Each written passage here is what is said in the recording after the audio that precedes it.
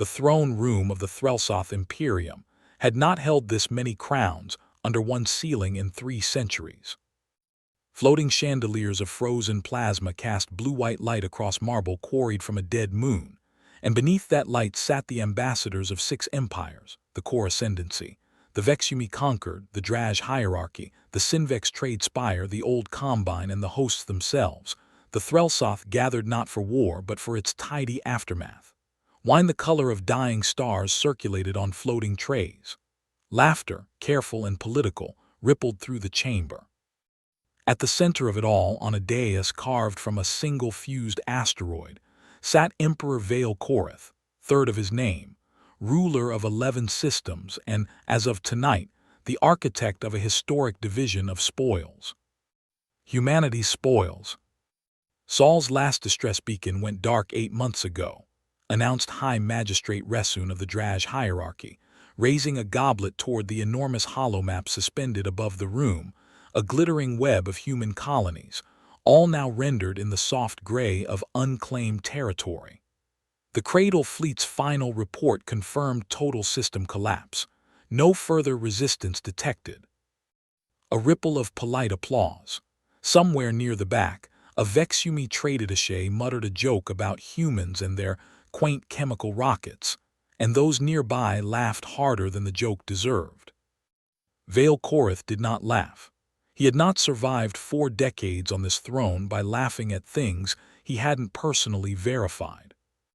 "And the fleet itself?" he asked, voice carrying easily across the chamber without need of amplification, a trick of acoustics his ancestors had built into the architecture 3,000 years ago, when this room was meant to intimidate, not entertain. "Where is the Cradle Fleet now?" A pause. Magistrate Resun's smile thinned. "Recalled, Your Eminence, redeployed. The official report states the system was sufficiently contained. Further presence was deemed unnecessary." Redeployed where, Vale Korith thought, is not the same question as where is it now. But he let it pass. Tonight was ceremony, not interrogation. The treaty scrolls, real, physical, Incon membrane scrolls, because some traditions outlived even orbital weapons platforms, sat on a side table waiting for 6 signatures and 1 division of a dead species inheritance. Humanity had been, by every account the galaxy had bothered to compile, a tragedy waiting to resolve itself. A young species, barely past its own world's atmosphere when the great empires had first catalogued it 200 years prior, promising tool use, promising aggression, even the kind that, properly contained, made for useful mercenaries or amusing gladiatorial curiosities, but fragile, short-lived, squabbling among themselves before they'd even left their solar system. The kind of species you wrote a obituary for in advance and filed under predictable. So when the Cradle Fleet, 300 vessels, a modest but more than sufficient force, had been dispatched to formally contain the Sol system 11 years ago, no one had expected drama. Humanity would resist, as all young species resisted, briefly and uselessly, and then it would be absorbed, catalogued, and quietly forgotten, the way 24 other promising but doomed species had been before it. The silence afterward had simply been longer than usual. That was all anyone had thought until tonight, until the scrolls, until the wine. "To the partition," declared Resun, lifting his goblet again. The chamber rose with him, fur and chitin and scaled flesh, and the strange, brittle elegance of the Sinvex, all lifting glasses to a species none of them had ever spoken to. "To Saul," someone added, and the toast rolled through the room like a tide. Vale Korith lifted his own glass last, as protocol demanded, and as he did, the temperature sensors woven into his ceremonial collar, a paranoid old habit from his military years, registered something his conscious mind almost dismissed. A half-degree drop, localized directly above the dais. He set the glass down without drinking. "Magistrate Resun," he said, quietly enough that only the dais guard caught it, "has your fleet's tracking grid reported any unidentified mass within the Threlsoth home system in the last standard hour?" Resun blinked, mid-sip. "Your Eminence, our detection net is the finest in the Coalition. Nothing larger than a comet has entered this system undetected in." The chandeliers flickered. Not dimmed. Flickered the way light does when something vast and dark briefly interrupts the space between a bulb and the eye, except there was nothing visible to interrupt it. A few delegates glanced up, irritated, assuming a power fault. The Vexumi attaché's joke about chemical rockets died half-formed in his throat as the wine in every goblet in the room, simultaneously, began to ripple, not from any tremor in the floor, but as if gravity itself had briefly forgotten which direction it preferred. Vale Korath was on his feet before he understood why. Above the dais, where a moment ago there had been only chandelier light and ceiling, the air had begun to bend. Subtly, like heat shimmer over a desert, except this desert was solid stone 50 stories beneath the void of space, and there was no source of heat anywhere in this throne room large enough to cause it. The laughter in the chamber died one conversation at a time, spreading outward from the dais like a cold front, until 6 empires' worth of ambassadors stood in a silence so complete that the hum of the plasma chandeliers became audible for the first time that evening. Something was arriving. And whatever pride had compelled the Coalition to bury Saul's obituary 8 months early, every instinct bred into every species in that room, predator and prey alike, was now screaming the same thing in 6 different languages. It should not have been able to get this close. The shimmer above the dais did not explode into being. It unfolded, the way a held breath releases, slow, deliberate, almost courteous, as if whatever was arriving wanted every delegate in that room to have ample time to understand exactly what was happening to them. First came the absence, a perfect circle of starlight, visible through what should have been a solid ceiling, where the throne room's reinforced dome simply ceased to register as anything at all on the optical sensors of 6 different empires. Then came the shadow, vast and growing, swallowing that circle of stars one constellation at a time. Then came the ship. It did not look like a weapon. That was the first thing Vale Korath registered, even through the roaring static of his own pulse in his ears. It looked like a decision. A slab of dark hull, kilometers long, hanging directly above the throne with the unhurried confidence of something that had never once needed to hurry for anyone. No running lights. No visible weapon ports cycling for a strike. No hostile broadcast screaming across every channel, the way the Coalition's own warships announced themselves before so much as raising a shield. It simply was there now, filling the dome of the throne room the way a held thought fills a silence, and the silence it filled was total. "Defense grid," barked Fleet Marshal Dorun of the Core Ascendancy, the first to find his voice, already reaching for the comm bead at his collar. "Why didn't the defense grid?" "The defense grid," said the Threlsoth chief sensor officer, voice climbing toward something close to panic as she stared at her wrist display, "is reporting nothing. Your Eminence, there is no contact. According to every sensor in this system, there is no ship above us." "There is very clearly a ship above us," Vale Korath said, with a calm he did not feel, because someone in this room needed to sound like a ruler and the alternative was Magistrate Resun, who had gone the color of curdled milk and was backing slowly toward the chamber's east exit. "Seal the doors," Vale Korath added, before panic could turn into a stampede that would kill more delegates than any weapon the ship above them might possess. "No one leaves. No one fires. I want eyes on every angle of that hull, and I want them now."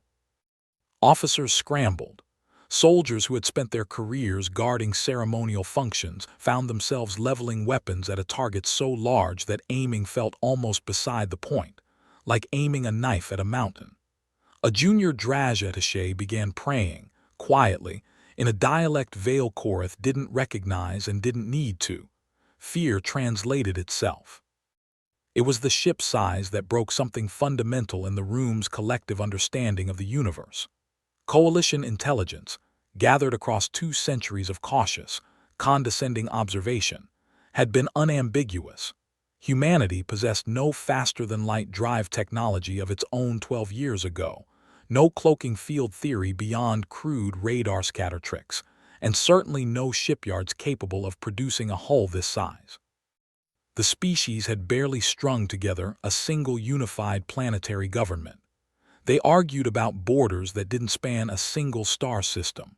They were, by every metric the coalition's analysts had ever compiled, a promising child playing with rocks while the adults discussed its inheritance over dinner. And yet here was the rock, kilometers long, hanging silent and dark above 6 empires' worth of crowns, having slipped through what the Threlsoth themselves called the finest detection net in known space without tripping a single alarm. "It's not firing," murmured the Threlsoth sensor officer, almost to herself, scanning frantically for any sign of weapons charge, any heat signature, any indication of intent. "Your Eminence, it's not charging weapons. It's not transmitting, it's just here." That, more than anything, was what turned Veilcorth's fear into something colder and more useful, dread shaped like a question. A weapon you understood was a threat you could plan against. A ship that arrived in total silence, broadcasting nothing, demanding nothing, simply existing in a place it should never have been able to reach undetected. That was something else. That was a message sent without words, and the message Veilcorth understood with the particular clarity that comes only to men who have ruled long enough to recognize when they are no longer the most dangerous person in the room, was this: "We were always here, you only just noticed." A single point of light detached itself from the ship's lower hull, too small to be a weapon, too deliberate to be debris, and began to descend toward the dais in absolute silence, trailing no exhaust, no visible propulsion at all, simply falling toward the throne the way a verdict falls toward the accused. Veilcorth did not order anyone to fire. Some instinct, older than his crown, told him that whatever was about to happen next would matter far more than anything decided in that room in the last 3 centuries, and that the worst possible thing he could do, standing in the cold light of a ship that should not exist, was give it a reason to stop being patient. The light resolved itself into a human shape 11 meters above the dais and simply continued descending, unhurried, until booted feet touched the polished stone floor without so much as a stumble, as though teleportation across a kilometer of void and through a sealed dome was a commute she'd made 1,000 times before and found, if anything, slightly tedious. She was unarmed. That detail did more damage to the room's composure than any weapon could have. No honor guard, no exosuit bristling with armament, no hovering drones running threat assessment scans. Just a woman in a dark, unadorned uniform, practical, military, devoid of any decoration that might suggest she felt the need to impress anyone, standing alone in the heart of a throne room ringed by the leveled weapons of 6 empires, looking around with the mild, assessing interest of someone who had walked into the wrong meeting and was deciding whether it was worth staying. "Captain Alina Voss," she said into the silence in flawless Threlsoth court tongue, which was itself a small horror, because court tongue was not taught to outsiders and had not, as far as the Imperium's records showed, ever been transmitted beyond Threlsoth diplomatic channels. "Sol Compact Defense Fleet. I'd say it's an honor, but I understand you were just dividing up my species' planets over dinner, so I think we can skip the pleasantries." No one spoke. Fleet Marshal Dorun's weapon remained trained on her chest, his claws tight enough on the grip that they'd begun to draw a faint hiss of strained alloy. "You may lower that," Voss said, without looking at him, "or you may not. It genuinely makes no difference to me, and I'd rather not watch you embarrass yourself finding out why." Veilcorth descended 2 steps from his dais, close enough to speak without shouting, far enough that protocol, what little of it remained intact in this room, could pretend to be observed. "You arrived undetected through a defense grid the finest minds in this coalition built across 9 centuries, he said. "You will forgive us if pleasantries feel beside the point." 9 centuries, Voss repeated, and something in her expression, not quite a smile, something flatter and more dangerous, flickered and was gone. "We had 11 years, Emperor.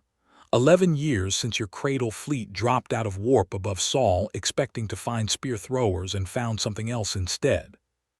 The word landed in the room like a dropped weight. Cradle fleet. The official designation, the classified one, not the sanitized phrase Magistrate Resun had used over wine not 20 minutes earlier. Contained, recalled, redeployed.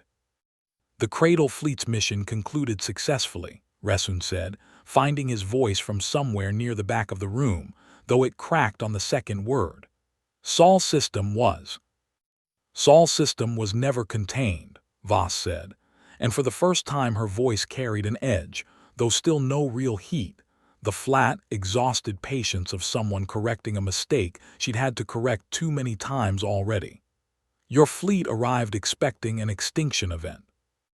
What it found was 300 ships worth of technology that my species spent the next decade taking apart, rebuilding and improving. Quietly, deliberately, while your coalition told itself a comforting story about a species too primitive to be worth checking on twice." She let that settle. Around the chamber, ambassadors who had spent the evening toasting humanity's tidy demise began, one by one, to understand the shape of what was actually happening. Not an invasion, not yet, but something colder. An audit. A correction to the historical record, delivered in person, by the very thing the record claimed did not exist. "The Cradle Fleet did not vanish," Voss continued. "It was not destroyed in some heroic last stand, whatever version made it into your reports. It surrendered, piece by piece, system by system, over the better part of a decade, to a species that decided very early on that the smartest thing it could do with 300 captured warships was not announce it had them." "You're telling us," Veilcorath said slowly, "that for 11 years, while this coalition partitioned your worlds at leisure, you've been negotiating with a corpse that's been quietly rearming the entire time," Voss finished for him. "Yes, that's roughly the shape of it." The chamber's silence had a different texture now, not merely fear, but the particular cold horror of realizing a familiar story had an entire second half no one had been allowed to read. Veilcorath looked past Voss, toward the holomap still suspended above them. 11 systems of human territory rendered in the soft gray of unclaimed, and felt, for the first time in 4 decades of rule, the specific vertigo of discovering he had been the audience in someone else's plan rather than the author of his own. "Why tell us this now?" he asked quietly, "instead of simply finishing what you apparently started years ago?" Captain Voss finally allowed herself something almost like amusement, though it never reached her eyes. "Because, Your Eminence," she said, "ending this quietly was always the better outcome. We're not here to take your throne. We're here to make sure no one in this room signs a treaty parceling out a species that's been listening to every word you've said about it for over a decade." She glanced deliberately at the scrolls still sitting untouched on the side table, 6 signatures shy of finalizing the death of a civilization that, evidently, had never died at all. "So before anyone reaches for that ink," she said, "I'd like to tell you exactly what really happened at Sol. 11 years earlier. The Cradle Fleet had not expected a fight. That was the detail coalition historians would later sand off the official account until it disappeared entirely, because admitting it made everything that followed unbearable to explain. 300 ships dropped out of warp at the edge of the Sol system on a Tuesday, a fact that meant nothing to the Threlsoth officers commanding the operation, but which would later become an inside joke among the human engineers who'd survived it. Because of all the days for the apocalypse to arrive, humanity had gotten an ordinary one. The mission briefing, recovered years later from a captured data core, had described the operation in language so casually condescending it bordered on poetry. Containment of pre-FTL Tier 7 species. Minimal resistance anticipated. Estimated operation duration, 4 standard weeks, inclusive of cataloging and resource extraction. Humanity had been having, at the time, a particularly bad century by its own internal standards. Fractured, quarrelsome, barely a decade into its first tentative steps toward a unified system-wide government, the ink still wet on the charter that would eventually become the Sol Compact. By every metric the Cradle Fleet's analysts had used, it should have taken 4 weeks, exactly as briefed. It took 4 hours for the first Cradle Fleet vessel to go dark, not from weapons fire, which would arrive later and in far smaller quantities than anyone expected, but from a swarm of cheap, disposable drone mines that an overconfident corvette captain dismissed as primitive chaff, right up until 30 of them breached his hull simultaneously. It took 4 days for the Cradle Fleet's commander to realize that the species he had been sent to harvest had, within living memory of its own oldest soldiers, fought 2 planetary wars of such staggering brutality that an entire branch of its civilization had organized itself around never being caught unprepared again. Humanity did not have superior technology. It had something the Coalition's gentle, comfortable empires had bred out of themselves across centuries of uncontested dominance, the bone-deep, institutional memory of what it cost to lose. It took 4 months for the Cradle Fleet, reduced by then to a fraction of its launch strength, its supply lines cut, its retreat routes quietly mapped and mined by human engineers working from captured wreckage, to stop fighting a war it no longer had the ships to win. And it took the next decade for something far quieter and far more dangerous to happen. Humanity did not destroy the surrendered fleet. It studied it. Reverse-engineered warp coils that had taken the Coalition millennia to perfect, working in shifts around the clock in shipyards built from the bones of the very vessels sent to contain them. Captured officers, those willing to talk, and a surprising number eventually were, once it became clear their own coalition had written them off as an acceptable loss, the moment communications went dark, provided the missing pieces. Cloaking theory, shield harmonics, the long, patient diplomatic architecture of a galaxy that had never imagined needing to defend itself against the species it had decided, centuries ago, to pity rather than fear. And throughout all of it, humanity made one decision that would define everything that followed. It said nothing. No declarations, no triumphant broadcast to a galaxy that had assumed them dead. No retaliatory strikes against the empires that had spent a decade casually discussing the partition of their worlds. The Sol Compact's first and most important law, drafted in the exhausted aftermath of a war the rest of the galaxy didn't know it had fought, was disarmingly simple. Strength announced is strength half spent. Let them believe what's comfortable, for as long as it serves us to let them. It was not mercy. Captain Voss, watching the throne room absorb this history with the particular stillness of people recalculating every assumption they'd built a foreign policy on, made that distinction without being asked. It was patience, the kind a species learns only after discovering exactly how close it came to not surviving long enough to practice it.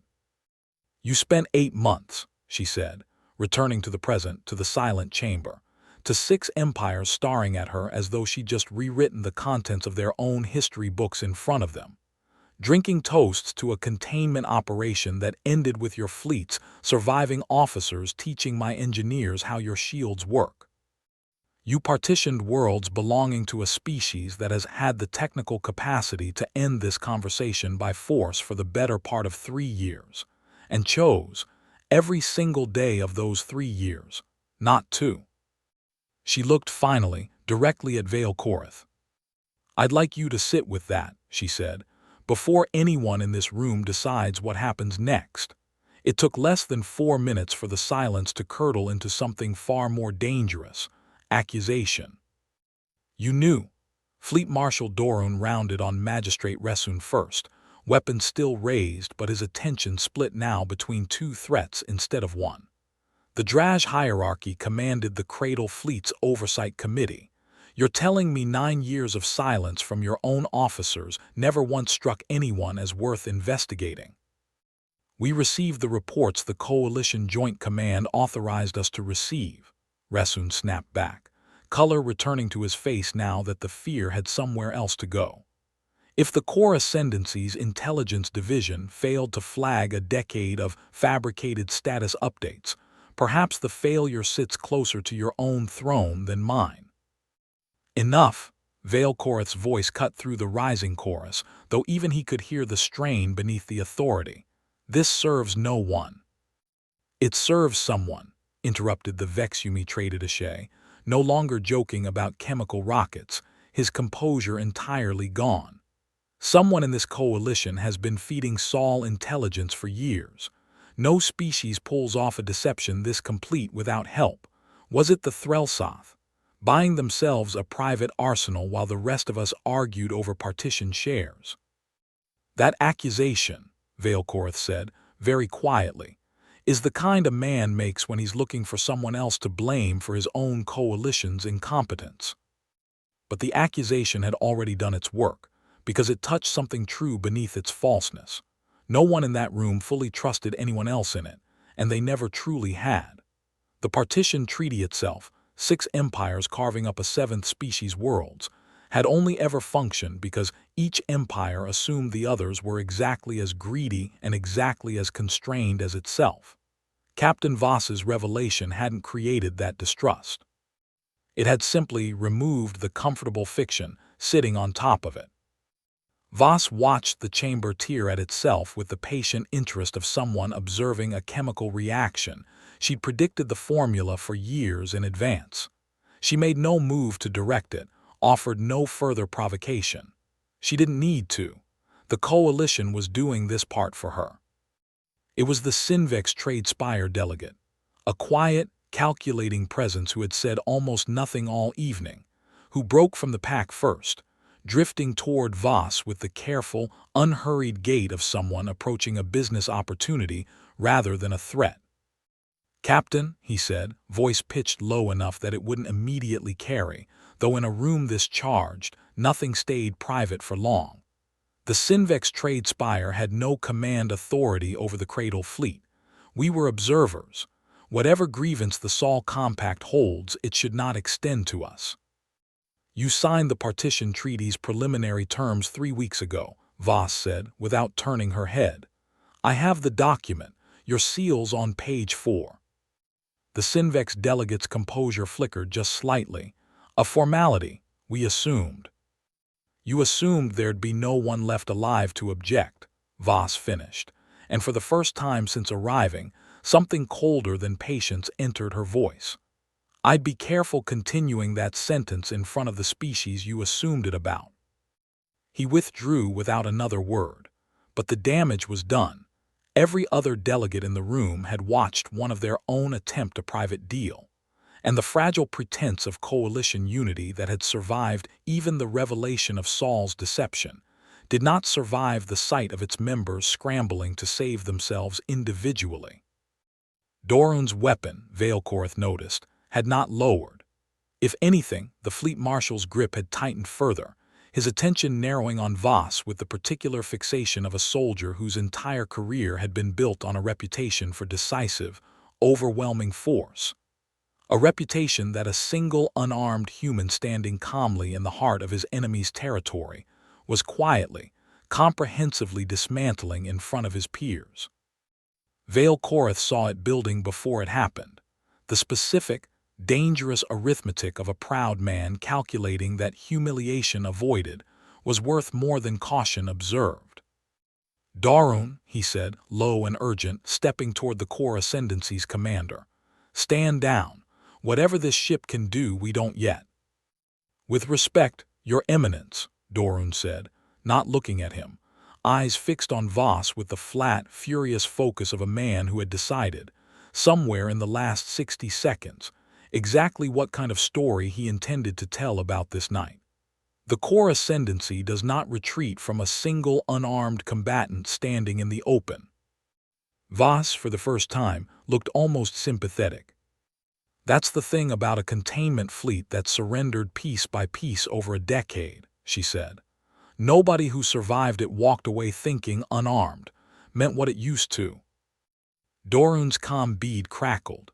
Somewhere far above the dome, far above the silent shadow of the human battleship, a fleet that had spent the evening anchored in low orbit, the core ascendancy's own escort vessels, present for ceremony rather than war, began on his order to power weapons. The order took 11 seconds to reach the core ascendancy's orbital escort. It took the human battleship 4 seconds to respond, and the difference between those two numbers told everyone in the throne room everything they needed to know about who had actually been ready for this evening. There was no explosion visible from inside the chamber, no flash through the dome, no tremor in the floor. What there was, instead, was Fleet Marshal Dorun's calm bead going from a confident crackle of outgoing orders to a rising, panicked wall of incoming static in the span of perhaps 6 seconds, followed by silence, followed by a single garbled transmission that made it through just clearly enough for half the room to hear it. All weapons offline, propulsion offline. We have no hostile contact detected. I don't understand what's. Then nothing. Dorun stared at the dead calm bead in his hand as though it had personally betrayed him. Status, he said, voice cracking on the single syllable. Someone give me a status. A Threlsoth sensor officer, hands shaking, pulled the orbital feed onto the chamber's main display, and the room watched in real time as 6 core ascendancy escort vessels, fully crewed, fully armed warships that had, 90 seconds earlier, been charging weapons with every intention of reducing a single human captain to vapor on principle, drifted in a slow, helpless formation, running lights dimmed, every system from propulsion to life support apparently functioning, but every weapon, every shield, every offensive system aboard them rendered completely and silently inert. No hull breaches, no casualties, no visible damage at all. Just 6 warships sitting in orbit utterly disarmed by a force no sensor in the system had detected arriving, executing, or departing.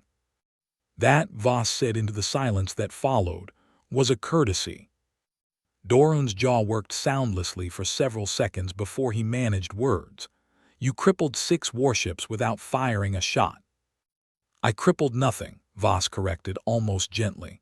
My ship did from low orbit using a targeted M cascade that disabled your weapon systems and nothing else. Your crews are alive. Your hulls are intact. Your ships will be fully operational again in roughly 6 hours once the cascade dissipates. She paused. I want to be very clear about why that matters. She turned slowly, taking in the entire chamber rather than addressing Dorun alone. 6 empires worth of ambassadors, military officers, and trade delegates, all watching her with the particular stillness of people who had just watched the floor of their understanding shift beneath them for the second time in 20 minutes. If my orders had been different, she said, those 6 ships would currently be debris, and I would not need to explain anything to anyone in this room, because there would be considerably fewer of you left to listen. The fact that they are not debris is not a limitation of our capability. It is a demonstration of our restraint. The word landed harder than any weapon could have. Restraint. Not mercy, not weakness, not the cautious diplomacy of a species hopping to avoid a fight it couldn't win, but the deliberate, controlled choice of a force that very clearly could have ended this evening in a massacre, and had, instead, chosen something almost surgical in its precision. That was, Veilcorth understood with a cold clarity that settled somewhere beneath his ribs, infinitely more frightening than aggression would have been. Aggression could be predicted, planned against, eventually exhausted. Restraint exercised by an overwhelming force told you nothing except that the overwhelming force had a plan it hadn't yet decided to share, and that you were, every second you remained in the room, entirely dependent on that plan continuing to favor patience over consequence. Why? Dorun asked, and for the first time that evening the fury had drained out of his voice entirely, replaced by something far more honest. Would you show us that instead of simply ending it? Because ending it, Voss said, was never the goal. If it had been Fleet Marshal, your fleet would have died 11 years ago, quietly, the same way the Cradle Fleet's reputation did. We are not here to conquer the coalition. We're here because conquest was always available to us, and we have spent 3 years deciding, deliberately, every single day not to take it, and tonight, this room was about to make a decision that assumed we never had the choice in the first place. She let the silence stretch, long enough for the weight of it to settle fully into every species in the room, before continuing. "I'd like to discuss," she said, "what happens now that you understand we did."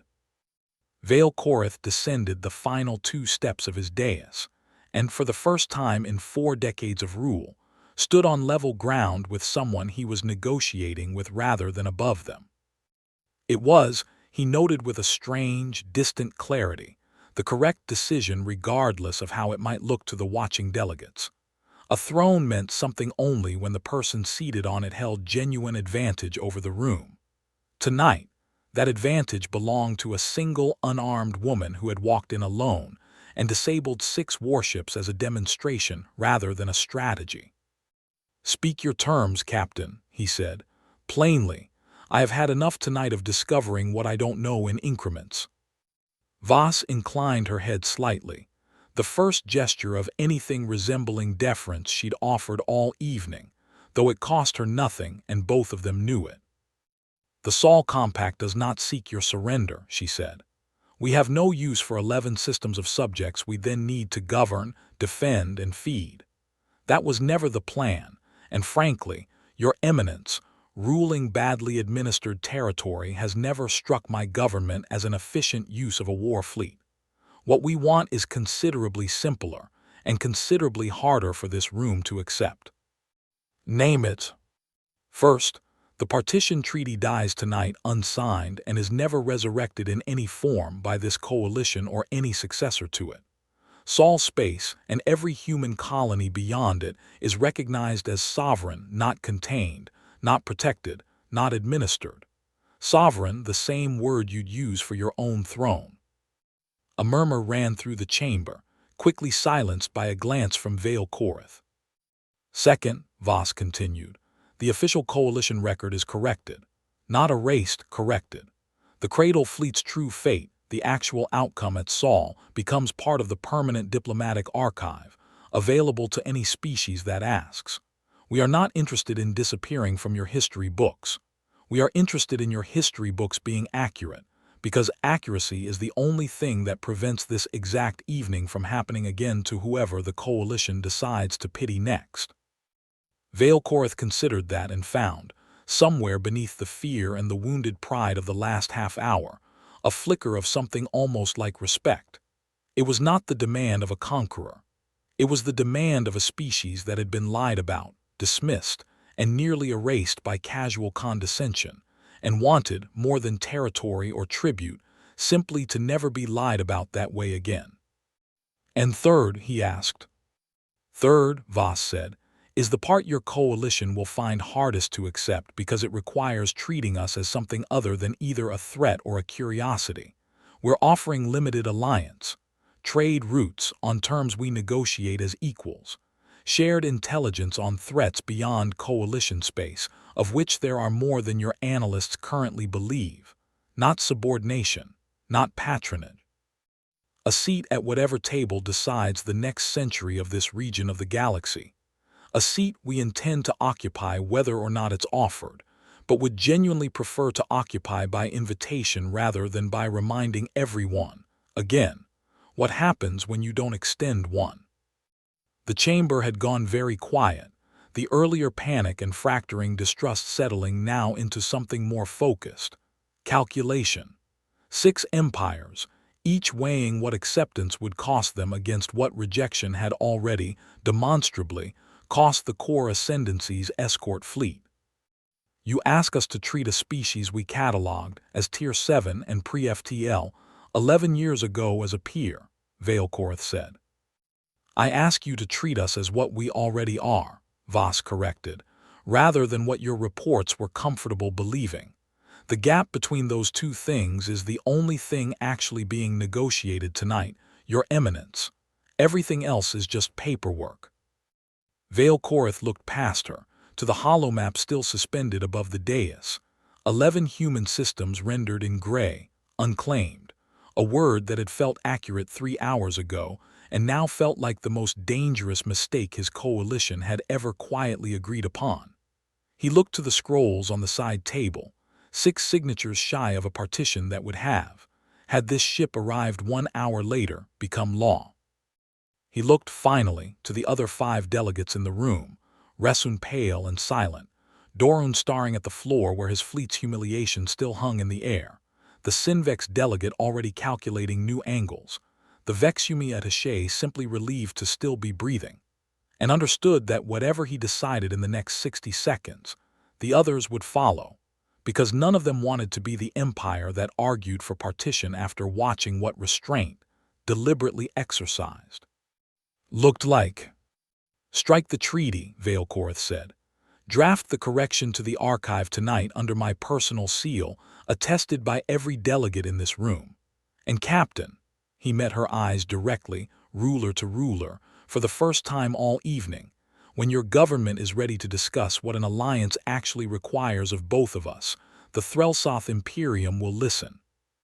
Voss studied him for a long moment, as if checking the offer for the same hollow comfort the coalition had built its entire prior policy toward humanity upon, and found, apparently, none.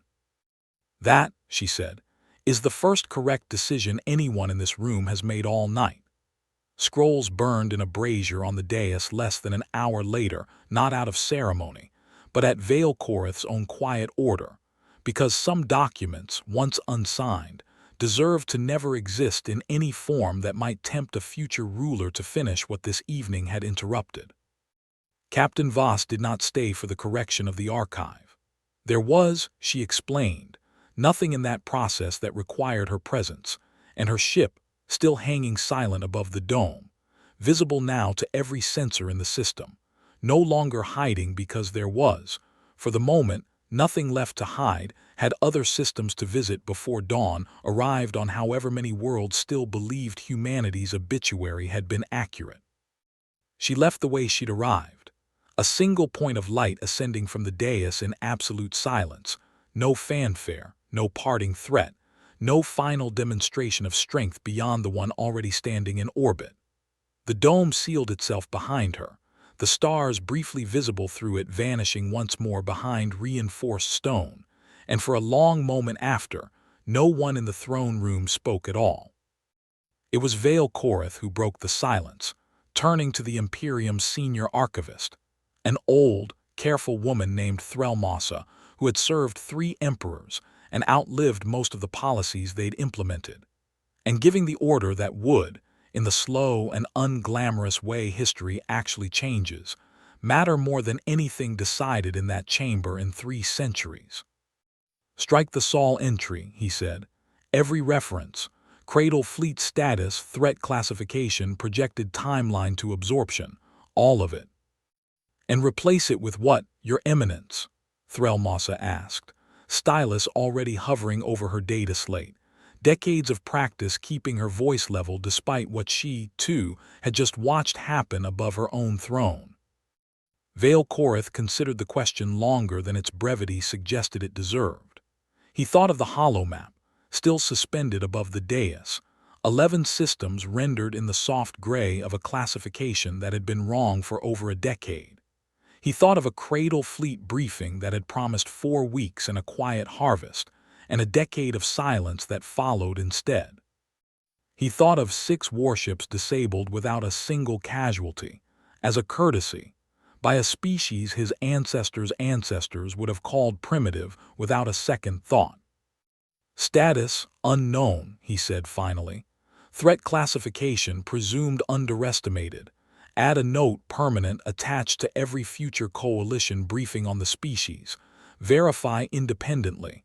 Do not assume prior reports are current." They were not.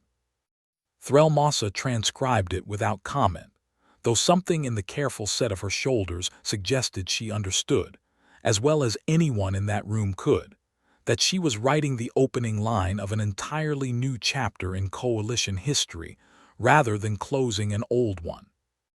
Far above the Threlsoth homeworld, in the cold dark between stars where no coalition sensor net had ever quite reached, Captain Alina Voss stood on the bridge of her ship and watched the Imperium's lights recede below her.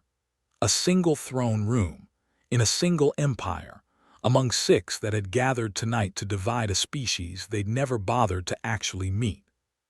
"Course, Captain," her helm officer asked. "Rendezvous coordinates," Voss said, and the ship's navigation array lit with a heading that led not toward Sol, not home, but outward, toward a gathering point in deep space where the true scale of what 11 years of quiet, patient work had actually built was waiting, far beyond anything the Coalition's most paranoid analyst had dared estimate in their darkest projections. The ship that had silenced a throne room, that had disabled 6 warships without a single death, that had walked an unarmed captain into the heart of enemy territory and walked her back out again unscathed. That ship was not, Voss knew, remotely the largest vessel in the fleet now holding position beyond Coalition long-range sensors. It was simply the one quiet enough and fast enough to make the point on its own. Somewhere behind her, 11 systems worth of human colonies continued exactly as they had for the past decade, building, expanding, preparing, in the specific and deliberate silence of a species that had learned, at terrible cost, exactly what it meant to be underestimated, and had decided with equal deliberateness that the next time the galaxy made that mistake, it would be the last time anyone got the chance to make it twice. The throne room behind her had fallen silent tonight because a single ship had emerged from the void where none should have been possible.